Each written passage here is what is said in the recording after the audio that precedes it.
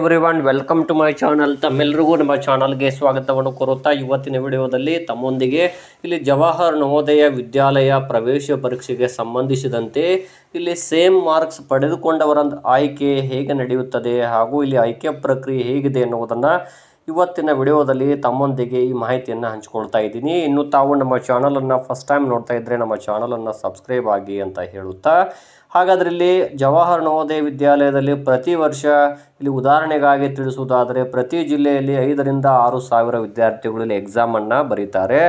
ಪ್ರತಿ ಒಂದು ಜಿಲ್ಲೆಯಲ್ಲಿರುವಂತಹ ಒಂದು ಜವಾಹರ್ ನವೋದಯ ವಿದ್ಯಾಲಯದಲ್ಲಿ 80 ಸೀಟುಗಳು ಮಾತ್ರವೇ ಲಭ್ಯವಿರುತ್ತವೆ. ಹಾಗಾದರೆ ಇಲ್ಲಿ 5,000 to 6,000 ವಿದ್ಯಾರ್ಥಿಗಳು, ಕೆಲವು ಜಿಲ್ಲೆಗಳಲ್ಲಿ 10,000ವರೆಗೂ ಕೂಡ ವಿದ್ಯಾರ್ಥಿಗಳು ಎಕ್ಸಾಮ್ ಬರೆದಂತಹ ಉದಾಹರಣೆಗಳಿವೆ. ಹಾಗಾದರೆ ಇಲ್ಲಿ ತಾವು ಕೂಡ ವೀಕ್ಷಿಸ್ತಾ ಹೋಗ್ಬೋದು. ಈ ವಿಡಿಯೋ ಮೂಲಕ ನಾನು ತಮಗೆ ಹೇಳುವುದೇನೆಂದರೆ, ಇಲ್ಲಿ ಅಷ್ಟು ವಿದ್ಯಾರ್ಥಿಗಳು ಎಕ್ಸಾಮ್ ಬರೆದರೂ ಕೂಡ ಇಲ್ಲಿ ಸರ್ಕಾರದ ಮೀಸಲಾತಿ ನೀತಿ ಮತ್ತು ಮೆರಿಟ್ ಆಧಾರದ ಮೇಲೆ ಇಲ್ಲಿ ಆಯ್ಕೆಯ ಪ್ರಕ್ರಿಯೆ ನಡೆದರೂ ಕೂಡ ಇಲ್ಲಿ ಸೇಮ್ ಮಾರ್ಕ್ಸ್ಗಳನ್ನು ಅಂದರೆ ಒಂದೇ ರೀತಿಯ ಅಂಕಗಳನ್ನು ಬಹಳಷ್ಟು ವಿದ್ಯಾರ್ಥಿಗಳು ಪಡಿತಾರೆ.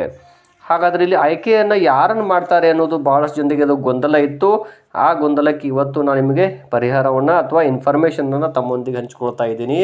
ಇಲ್ಲಿ ಪ್ರಾರಂಭದಲ್ಲಿ ನೋಡ್ತಾ ಹೋಗ್ಬೋದು, ಯಾವ ಅಭ್ಯರ್ಥಿಯು ಮಾನಸಿಕ ಸಾಮರ್ಥ್ಯದ ಪರೀಕ್ಷೆಯಲ್ಲಿ ಅಂದರೆ ಮಾನಸಿಕ ಸಾಮರ್ಥ್ಯದ ಟೆಸ್ಟ್ನಲ್ಲಿ ಹೆಚ್ಚು ಅಂಕಗಳನ್ನು ಪಡೆದಿರುತ್ತಾರೆ ಅವರನ್ನೇ ಆಯ್ಕೆ ಮಾಡಿಕೊಳ್ಳಲಾಗುತ್ತದೆ ಅಂತ ಹೇಳಿದ್ದಾರೆ.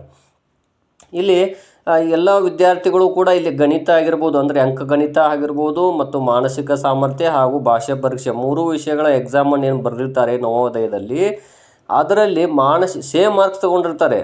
ಉದಾಹರಣೆಗಾಗಿ 80, 85 ಈ ರೀತಿಯಾಗಿ 80 ಅಂತೇಳಿ ಒಂದು 10 ವಿದ್ಯಾರ್ಥಿಗಳು ಪಡ್ಕೊಳ್ಬೋದು.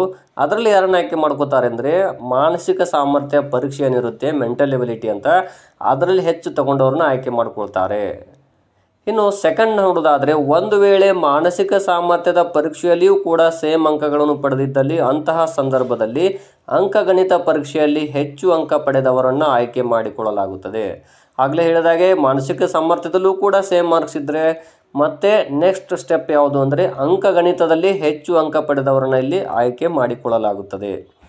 ಒಂದು ವೇಳೆ ಮಾನಸಿಕ ಸಾಮರ್ಥ್ಯ ಮತ್ತು ಅಂಕಗಣಿತ ಪರೀಕ್ಷೆಯಲ್ಲಿಯೂ ಕೂಡ ಅಂದರೆ 2 ವಿಷಯಗಳಲ್ಲಿಯೂ ಸೇಮ್ ಅಂಕಗಳನ್ನು ಪಡೆದಿದ್ದಲ್ಲಿ ಭಾಷಾ ಪರೀಕ್ಷೆಯಲ್ಲಿ ಹೆಚ್ಚು ಅಂಕ ಪಡೆದವರನ್ನು ಆಯ್ಕೆ ಮಾಡಿಕೊಳ್ಳಲಾಗುತ್ತದೆ.